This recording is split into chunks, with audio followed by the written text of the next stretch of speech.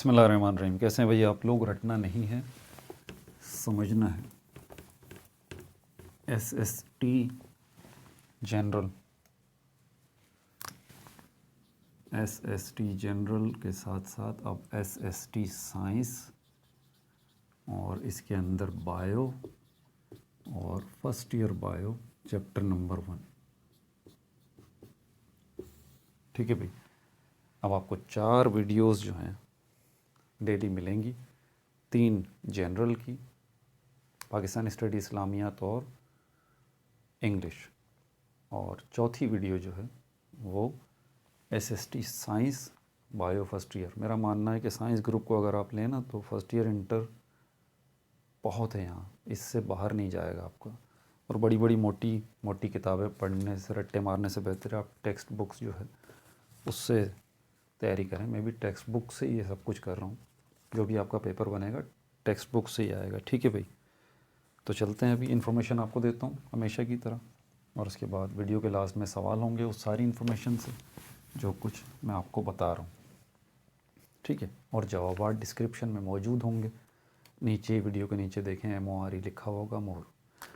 ठीक है भाई, तो पहला चैप्टर है बायोमोलिक्यूल्स का, लेकिन बायोकेमिस्ट्री, क्योंकि इन शॉर्ट काम करना है ना, आप छोटे बच्चे हैं। ठीक है, तो टॉपिक लिखूंगा और ज़बानी बता दूंगा, ज़हन नशीन करें या फिर उसको आप नोट कर लें। बायोकेमिस्ट्री क्या है?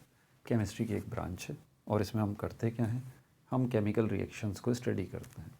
कौन से केमिकल रिएक्शंस? वो सारे केमिकल रिएक्शंस जो कि लिविंग बॉडीज़ के अंदर होते हैं, जानदार अजसाम के जिस्म के अंदर जो केमिकल रिएक्शंस होते हैं, जिसके नतीजे में मॉलिक्यूल्स टूटते हैं, मॉलिक्यूल्स बनते हैं।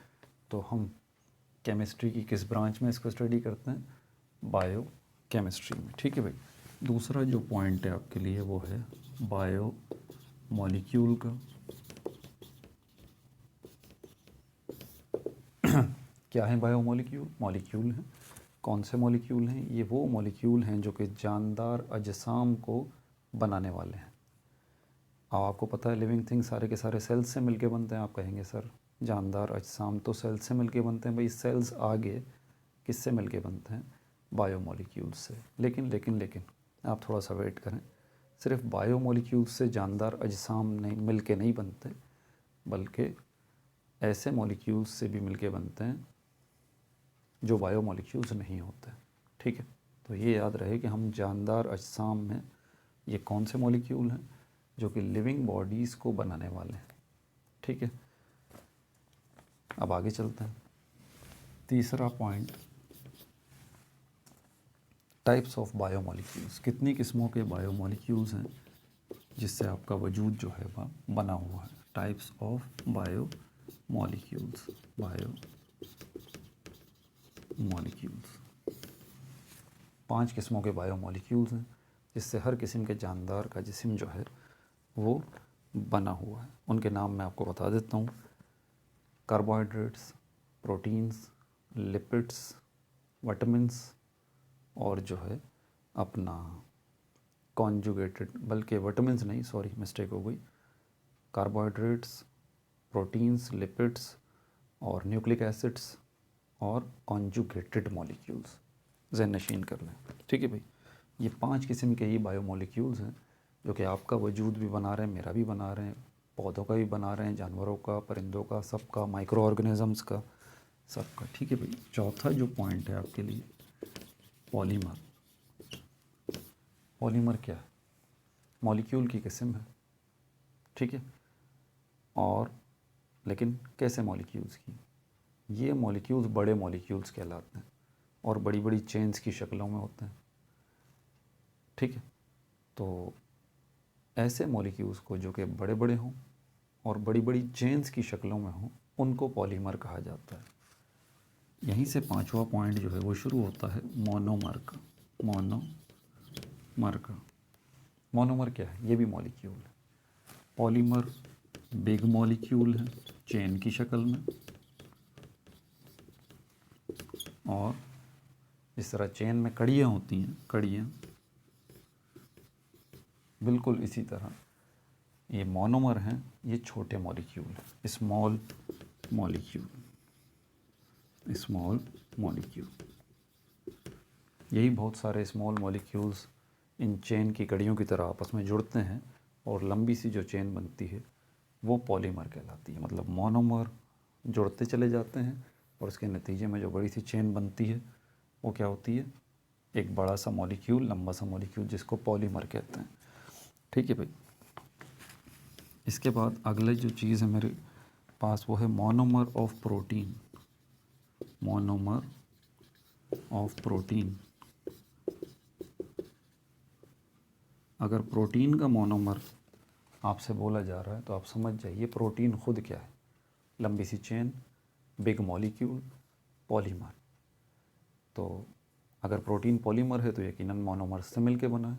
तो वो कौन से छोटे मॉलिक्यूल्स हैं जो जुड़े हैं आपस में और लंबी सी चेन ये प्रोटीन की बनी है, वो हम जानने जा रहे हैं। उनको हम कहते हैं अमाइनो एसिड्स।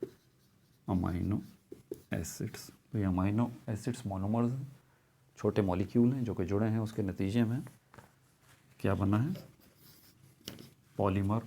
कौन सा वाला, प्रोटीन। इनफैक्ट कार्बोहाइड्रेट भी पॉलीमर है और लिपिड्स है वो भी पॉलीमर है, न्यूक्लिक एसिड्स वो भी पॉलीमर है।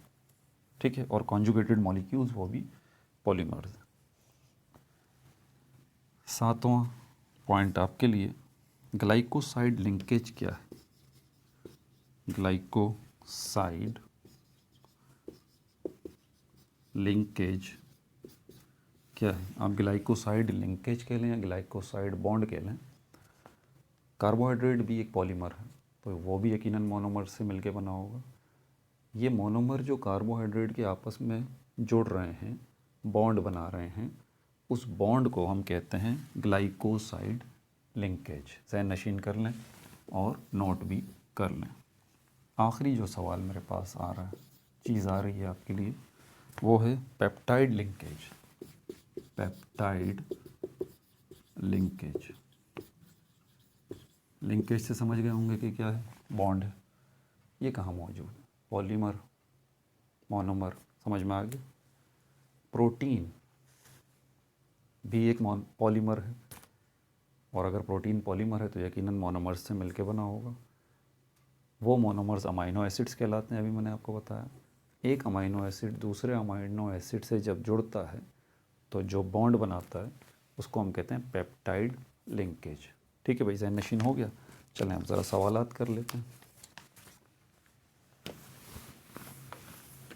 डिस्क्रिप्शन में जवाबात मौजूद हैं, टेंशन लेने की ज़रूरत नहीं, लेकिन पहले अपनी ज़रा मेमोरी चेक कर लीजिए।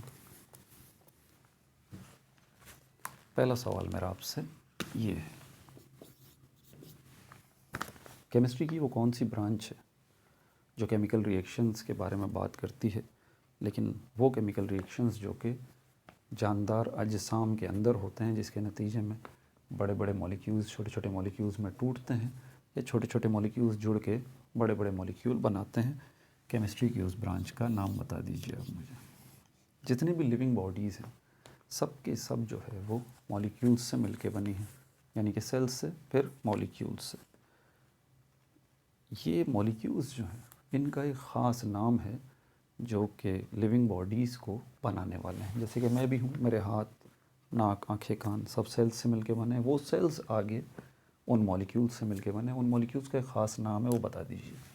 तीसरा मेरा सवाल आपसे ये है, ये जो मॉलिक्यूल्स हैं लिविंग बॉडीज़ को बनाने वाले, ये 5 ग्रुप्स में डिवाइड हैं, आप उनके नाम बता दीजिए। चौथा मेरा आपसे सवाल है, अगर छोटे छोटे मॉलिक्यूल आपस में जुड़ते हैं और एक बड़ी सी चेन बनाते हैं, यानी कि एक बड़ा सा मॉलिक्यूल बनाते हैं, उसको क्या कहा जाएगा, ये आप मुझे बता दीजिए। पांचवा मेरा आपसे सवाल इसी से रिलेटेड है कि जो बड़ी बड़ी छोटे छोटे मॉलिक्यूल्स आपस में मिल रहे हैं और उसके नतीजे में बड़ी सी एक चेन बन रही है, तो ये जो छोटे छोटे मॉलिक्यूल्स एक जैसे जो आपस में जुड़ रहे हैं, इनको क्या कहते हैं, उनका नाम बता दीजिए। छठा सवाल मेरा आपसे ये है, प्रोटीन भी इसी तरह के बड़े बड़े मॉलिक्यूल्स हैं और ये भी प्रोटीन भी छोटे छोटे मॉलिक्यूल्स से मिल के बने हैं, आप मुझे उन छोटे छोटे मॉलिक्यूल्स का नाम बता दीजिए जो कि आपस में जुड़ रहे हैं और प्रोटीन बन रहा है।